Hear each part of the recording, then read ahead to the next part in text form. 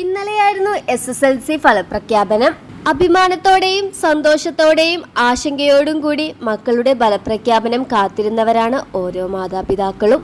എന്നാൽ താമരശ്ശേരിയിലെ ഷഹബാസിന്റെ വീട് ഇന്ന് കണ്ണീർ കടലാണ്.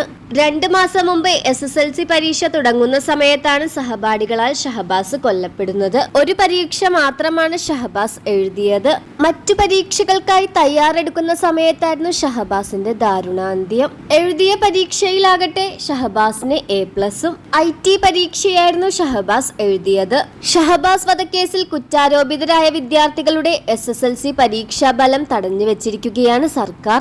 വിവിധ സംഘടനകളുടെ പ്രതിഷേധത്തെ തുടർന്ന് ജുവനൈൽ ഹോമിലെ പ്രത്യേക കേന്ദ്രത്തിൽ വെച്ചായിരുന്നു അവരെ അന്ന് പരീക്ഷ എഴുതിച്ചത്.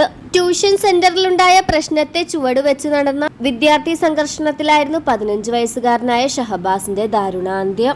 SSLC റിസൾട്ട് വന്ന ഈ നിമിഷം മലയാളികളുടെ മനസ്സിൽ നോവായി മാറുകയാണ് വീണ്ടും ഷഹബാസ്.